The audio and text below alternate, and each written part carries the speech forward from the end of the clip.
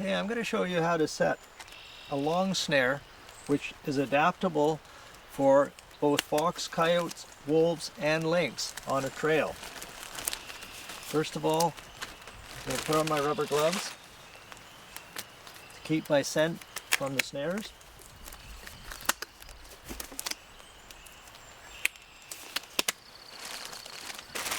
Then I have clean support wire and a long snare, which has also been cleaned and kept in a plastic bag. First of all, I'm going to attach the support wire, which is a fairly stiff, soft wire.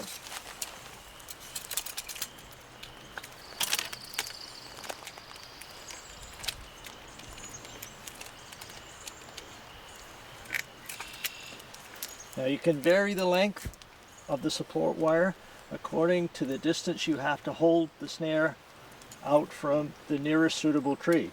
In this case, it's a fairly short distance.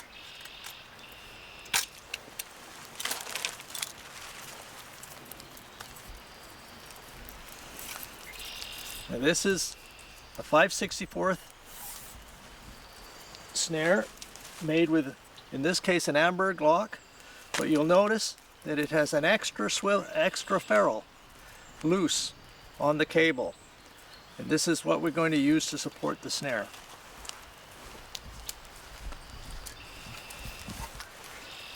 I like to support this, to tie the snare to the tree about 5 feet from the ground to give a good high catch point. Now I'm bringing the ferrule down.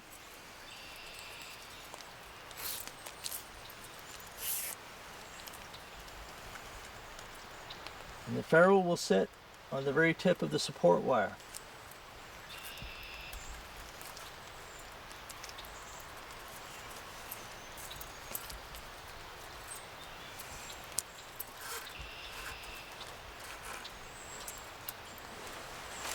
Now, one of the advantages of using this type of setup is that you can vary the height of the snare by moving the support wire according to both the animal that you're trying to catch. Say you wanted to set this for wolves, you can increase the size of the loop and set your snare fairly high up. If you wish to use this for coyotes, you can decrease the size of the loop and drop the snare over the trail. Or if you wish to use it for foxes, again, decrease the size of the loop and move it further down on the trail, which makes this type of snare adaptable for all 3 Canid species. You can also use it for lynx by leaving your snare loop small, but raising the loop again on the support wire.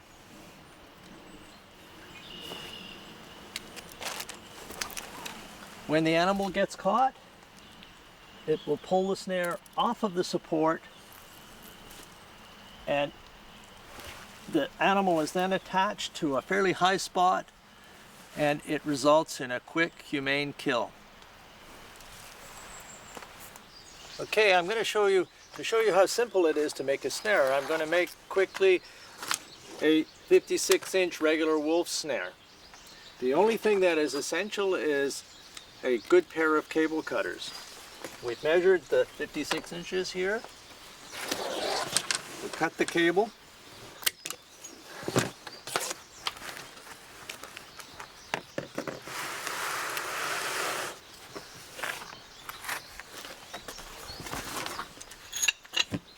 We can improvise. Many trappers do have an anvil, but a piece of steel, even a hard rock will work. First of all, we put the cable through the lock and make sure the cable slides in the direction that it's supposed to. Bring the cable around through the ferrule through the lock. Back to the ferrule. Now, it's one thing that's very important is don't make the loop too big. Make sure the cable comes through both sides. Pull your loop down.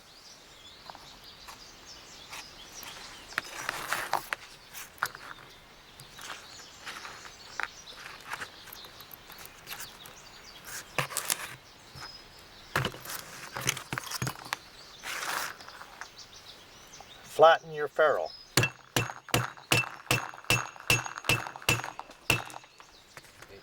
Just to test the snare, touch it with your finger and it should slide easily.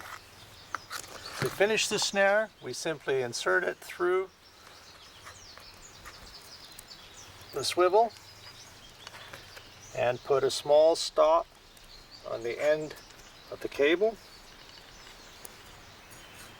Again, make sure the cable comes through the stop before you flatten it.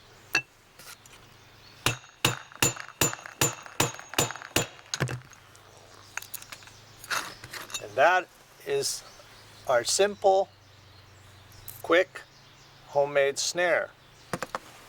Now the snare should be cleaned in naphtha and boiled in a little baking soda to make it a neutral gray color and take the shine from the cable. Then it should be kept in a clean plastic bag until ready for use.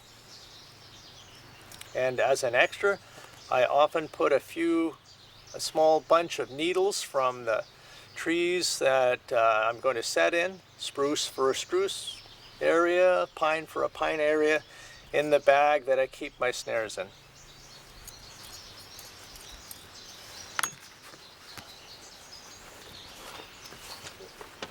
Okay, cam lock, ferrule, stop, and a swivel. All snares used on land must be equipped with a self-locking device.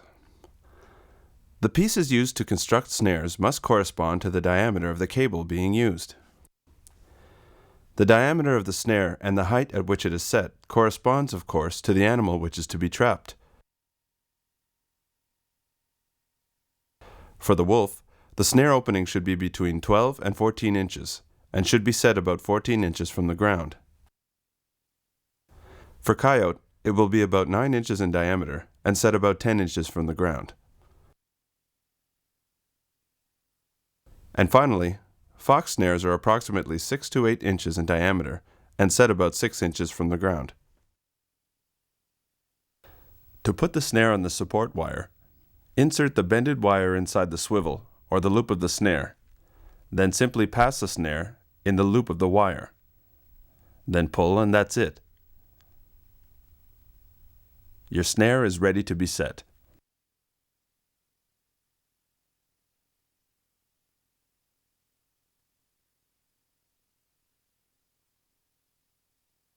To attach the snare, use a firm tree.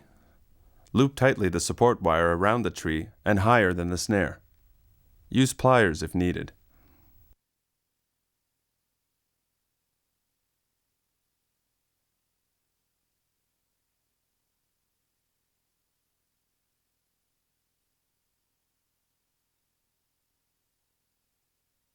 Then, open the loop of the snare to its full extension and center it in the passageway.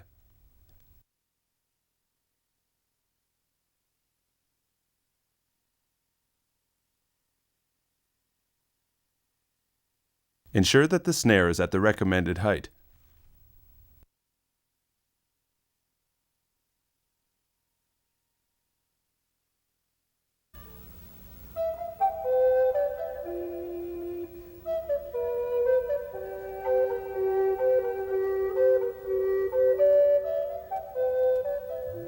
The feeding station method should be used in areas of dense underbrush. The site should be inaccessible to birds of prey. There are 2 stages to the procedure.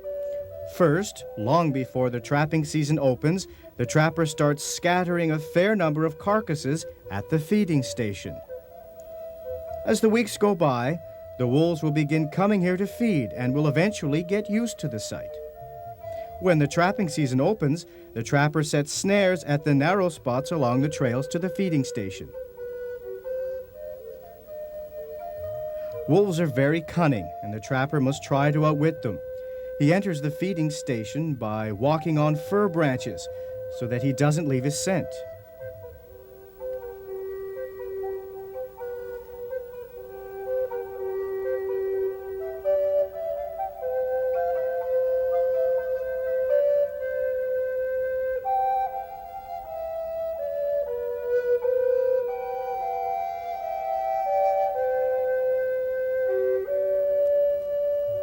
Before setting his snares, he removes his scent by rubbing them on evergreen branches.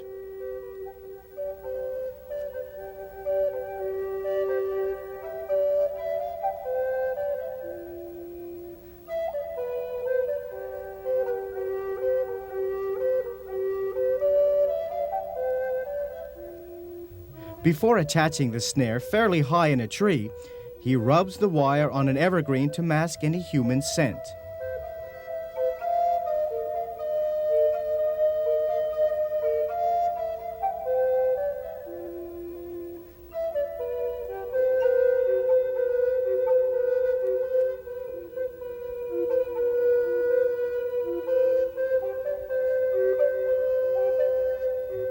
He sets his snares about 14 inches off the ground, with a 12 to 14-inch opening.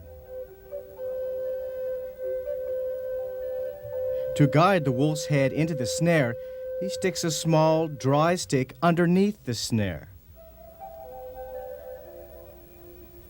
If the trapper is using camlock locks, he makes sure to bend the snare wire so that the lock doesn't slip down and close after it has been set. 5 to 10 snares can be set in the same feeding station, depending on the size of the station and the density of the vegetation. When all the snares have been set and camouflaged, the trapper baits the feeding station one last time, spreading animal carcasses inside it. The bait shouldn't all be left in the same spot. Instead, it should be scattered all around the inside of the feeding station. When he is finished, the trapper never goes inside the station again for the rest of the trapping season, unless, of course, there is a capture.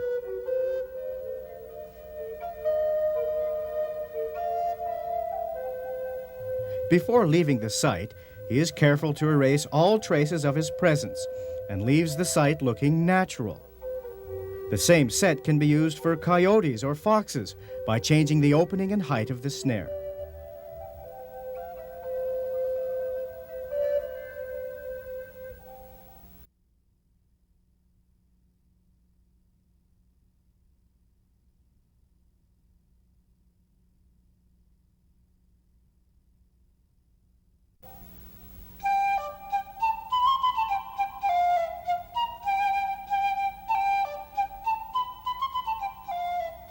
The trapper's first activity in constructing this set is to check out the area.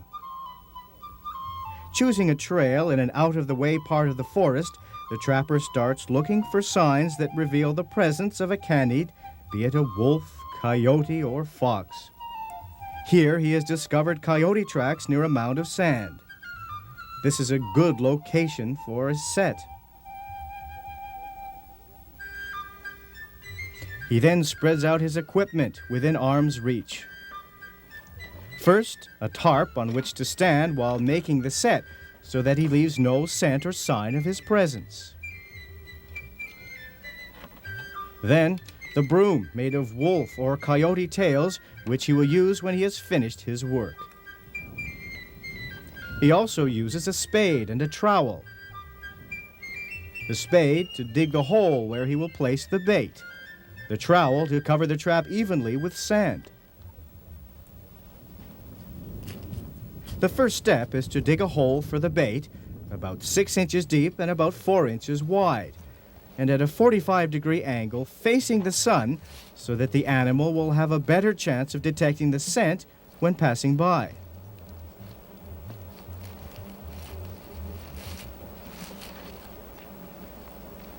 This careful trapper is wearing 2 pairs of gloves. the first to handle the trap tools, the other for handling the bait. These gloves are made of rubber to eliminate any human scent. As an extra precaution, he will scent the gloves by spraying them with coyote urine. He places the bait at the bottom of the hole to make the coyote think it has been buried there by another coyote. The hole is then carefully covered with a thin layer of sand.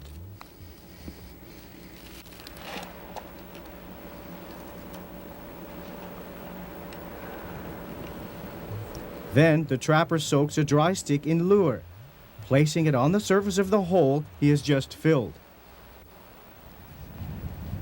Another dry stick covered with the same lure is placed in a clump of grass 15 or 20 feet away to arouse the animal's sense of smell and guide it towards the trap.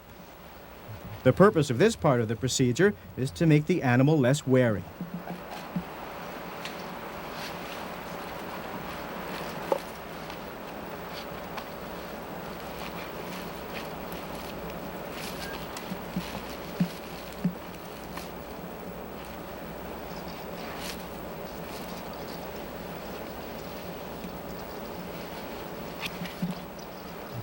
Not far from the baited hole, he digs a second hole where he will place the trap.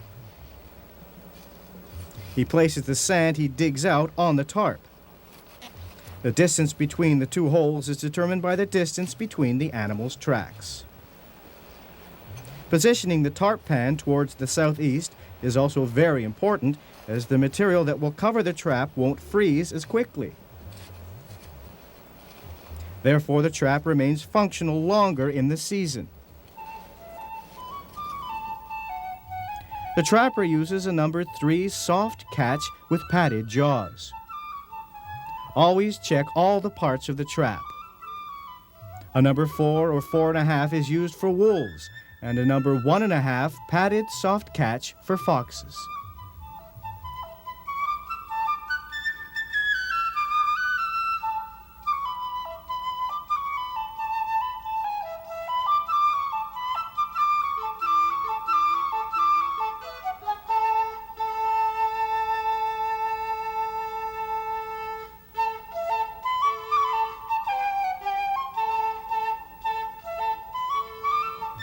He places an anchor stake through the trap chain and drives it deep enough in the ground to be able to hold a coyote.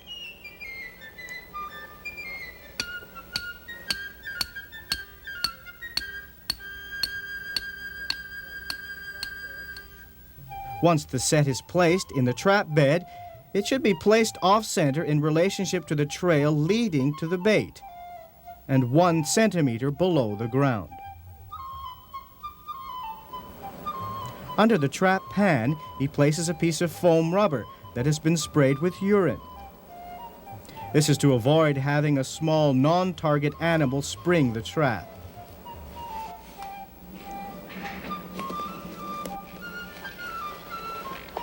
Urine is also sprayed on the piece of cloth he uses to cover the trap, so that sand doesn't prevent it from working properly.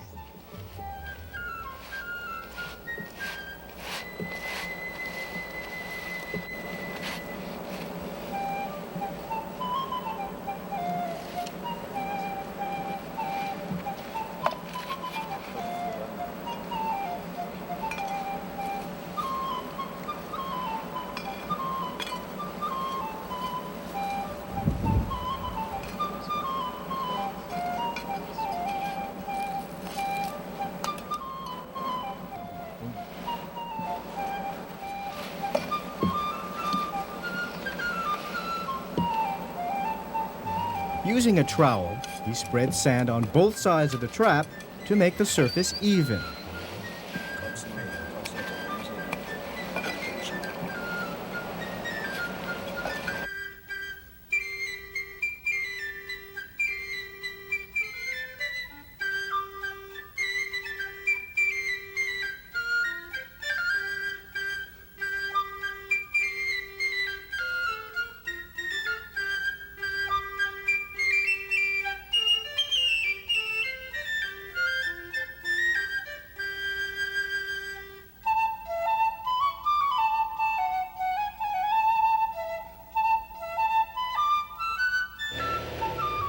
Then, with a sifter, he sprinkles a thin layer of sand on top of the trap.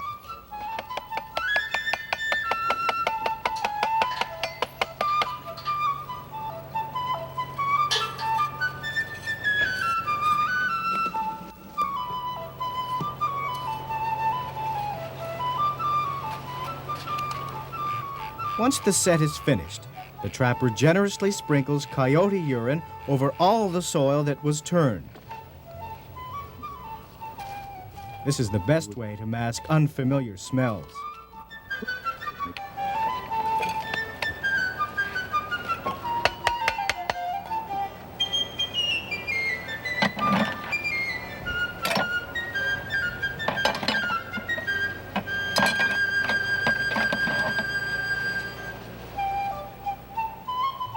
To make the site look natural, you can also cover the trap with dead leaves or any other material found around the site. However, be careful not to hinder the working of the trap jaws.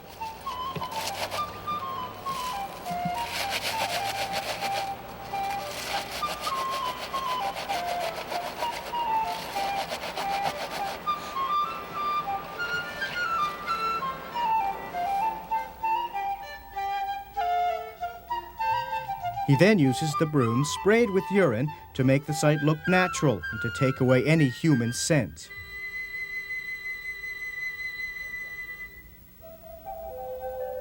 Some trappers, like the one you see here, add a final touch before leaving the site. With a specially designed stick, they imitate the tracks of the animal to be trapped, making it look like an animal is going towards the bait in the trap.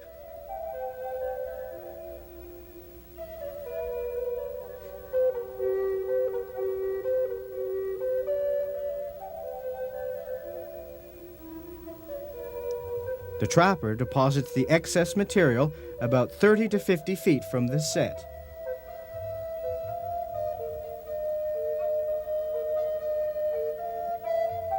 As a last precaution, he leaves by the same path he took to get to the site. The fewer tracks he leaves, the better chance he has of succeeding.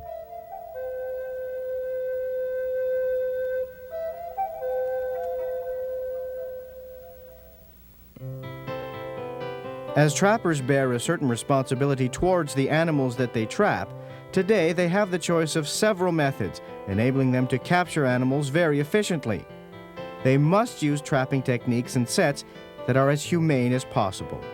By respecting the fur-bearer resource and the environment, and by practicing good trapline management, trappers help maintain the balance and the continuity of this resource, ensuring that it will be the heritage of future generations.